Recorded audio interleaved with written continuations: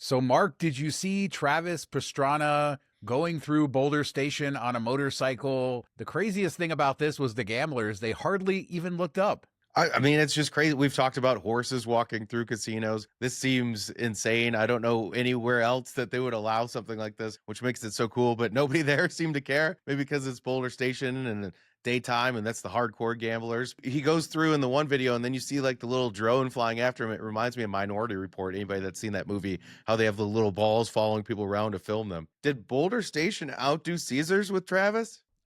We'll talk about that more later, but I just want to point out Boulder Station, that stained glass, it's so sexy. Spoiler alert, the answer is yes.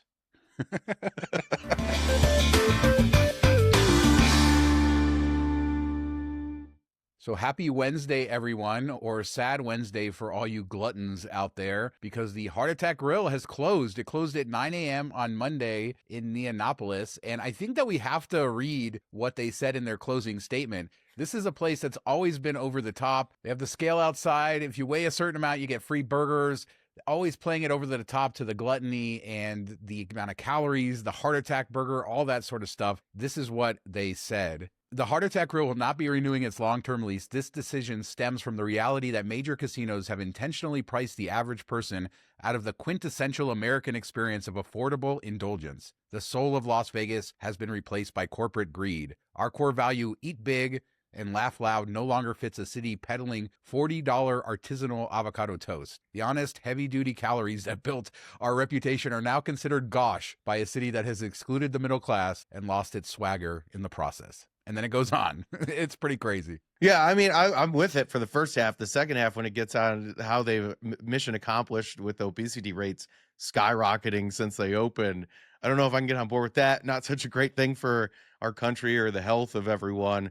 But I don't mind indulging in an over-the-top meal, especially if you're traveling, something fun. So I think this had its place. I think people will miss it. It was always kind of fun when you walk by and everything. And I know they're just playing into that. But I think they got it right in the first half. Like, they've kind of walked over the middle class in Vegas. We've talked about it a lot, the K economy. And that was maybe lower end middle class to middle class is kind of their marquee demographic. And if there's less of those people coming, then you even have a smaller fraction of them that want to eat 10,000 calorie meals or whatever it is. Yeah, that's not the problem, is that the meals are 10,000 calories. I mean, I'm not the skinniest guy in the world, and I wouldn't eat there just because it's embarrassing or whatever. So I can't imagine most people. I don't want to be seen going in there. What the hell? You know, I'd go give me my avocado toast for $40. I don't know. I have never eaten there. I've never eaten there just because of that. I mean, they have the whole thing where the waitresses are dressed up and they play into it. Of course, their first spokesman died of a heart attack. I think their second spokesman died of a heart attack as well. So just the vibes of this place have never been good for me, but I don't understand what this whole argument, I mean, everything he says is true about the middle class, Vegas, all this sort of stuff. I really don't know how it applies to Heart Attack Grill, but yeah, they are seeking new opportunities. Because fancy people aren't going to go eat there. That's why. They say they are seeking new opportunities to continue our high calorie mission. So they are trying to find other places to move. There was an article in the Review Journal, and they talked to Yoshi, who owns Neonopolis.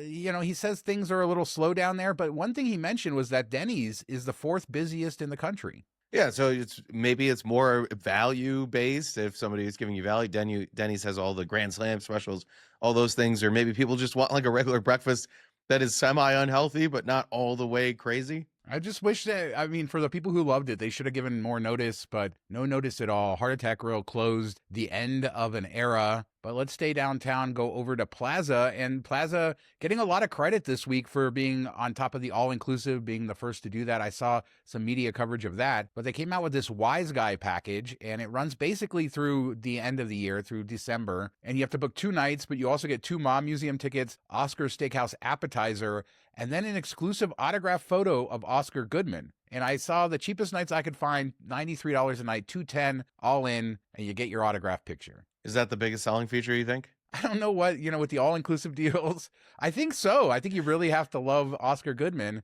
And, you're getting an appetizer in the restaurant, but then you're still going to have to probably order something else, tip, all that sort of stuff. The Mob Museum tickets have some value, but it's really about the picture. I think if you really wanted to go to a Mob Museum anyway and you're looking to stay down there, I think that's really the selling feature, at least for me. I mean, the appetizer's nice, but if you weren't going to go to Oscars anyway, I guess you could go up there and have like a drink and eat the appetizer and get out of town. But if you go for Mob Museum, that's going to cost you $70 for 2 people. So you can see the discount there. I think I did a search for without this attached and just their normal rates, $20 more than the cheapest nights I could find on the normal rates with the 20% off sale that they have going right now when you include everything. So I think that if you look at it that way, for $20 more, you get the 2 tickets, you get the signed autograph photo, and then you get the appetizer. I think that's a pretty solid deal if you were going to do at least one of the pay for things anyway. And sitting out on that patio at Oscars, one of the best things in Vegas to do at night, Not now. taking down free months. Summer. Oh, well, when you can do it, it's through the end of the year. There you go. Do it in December. It'll be much nicer out there. One last downtown related story. The Commonwealth apparently has renovated the entire space, and the Review Journal had an article with a bunch of photos in it of the new look, and it looks stunning. And this also includes a renovation of the laundry room, the very famous speakeasy. I think this is one of the first speakeasies downtown, the laundry room. I mean, this looks great. Yeah, there's nothing that could be better than this, I don't think. I think they knocked it out of the park. It's beautiful. It kind of has a throwback to like 1900s, 1850, something like that. Colonial feel, just old school architecture, the woods, the color, everything they brought in. Tiffany's chandelier, like everything looks like it that they touched was really well done. Yeah, they say 200 pieces of original art and antique framing. As you say, the Tiffany lamps, grand chandeliers, the bar, and all the woods that they use there. Just a super unique space. And it looks very like they spent some money on all this stuff. Yeah, a lot of money. They're going to have to bring in a lot of people, but I think it'll be really popular. Hopefully the drinks and everything like that are great. And I think this is it has Whiskey Fever written all over it, right? You think she'll be there day one? Always got to get that picture of the old fashioned. This episode is brought to you by Melio, a partner of MTM, and they have a $200 cashback offer for you when you make $500 in payments. This is a business-to-business payment service. They charge a small fee for credit cards, but if you're working on a welcome offer or you're paying a vendor you can't usually use a credit card with, Melio is there. Plus, they're giving you $200 after a $500 payment. Yeah, if you have a small business, you definitely want to take advantage of this offer. It's basically 40% off a $500 payment. Get that money while you can. Scan the QR code, click the link in the description. Thanks to Melio for sponsoring this episode. All right, Mark, I covered the Caesars jump on Monday's show, but I knew you would have something to say about it. Did they actually jump the fountains? I mean, no. I don't think this is what anybody envisioned when they announced it and they were kind of doing the throwback.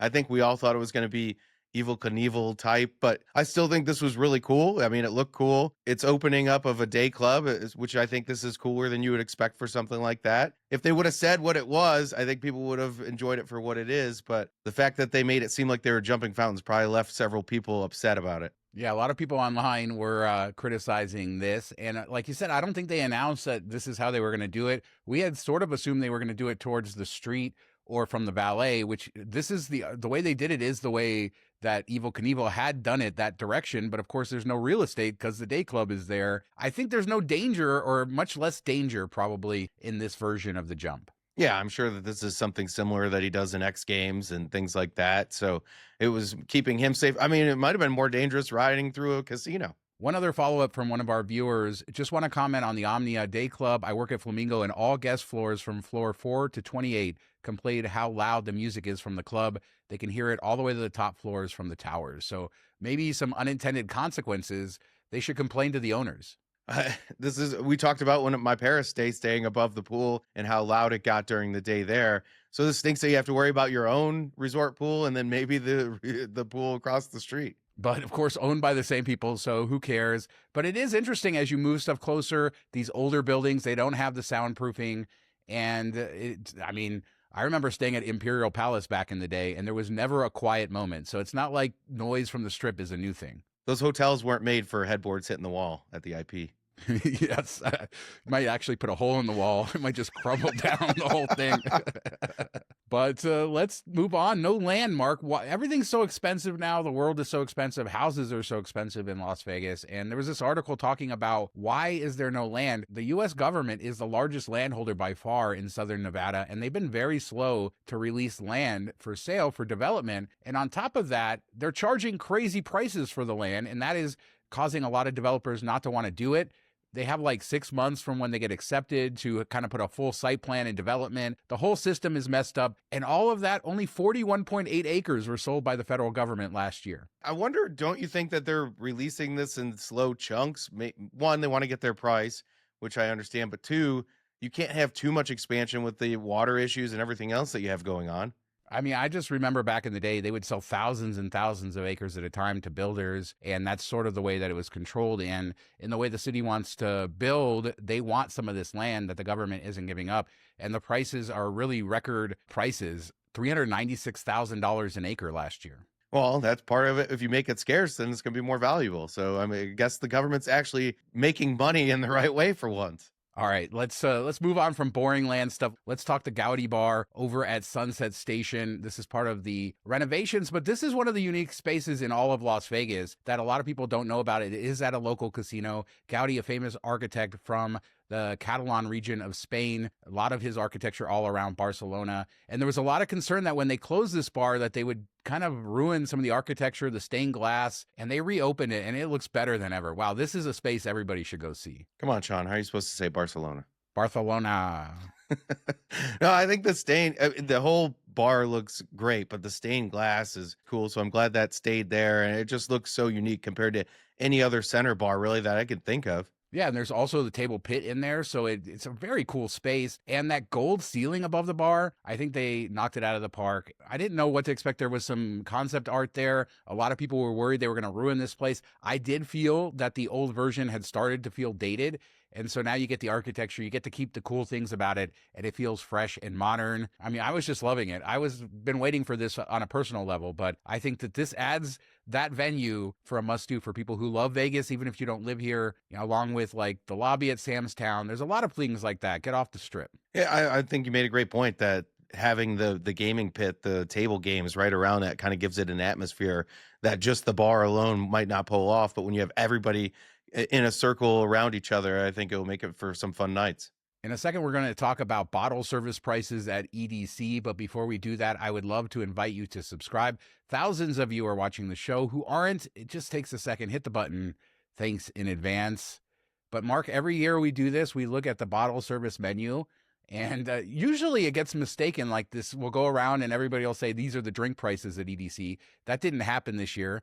I didn't see any food prices, but yeah, $1,000 a bottle. That's about as cheap as you get. $150 a 6-pack of beer, I think, too. And I think we messed up in life. We should have just made a concert in the middle of nowhere, had people come out and give us all their money. Yeah, I still want to know who buys this. Like Bacardi Superior, $875 for I haven't bought a bottle of Bacardi in a while, $15, $20 bottle of Bacardi. And so the markups are insane. Of course, you are out in the middle of nowhere and this is sort of the way it goes. But yeah, just go sober for the night. Or bring gummies. Yeah, they're a lot cheaper. And I'm sure they are. And I'm sure a lot of other stuff goes on out there.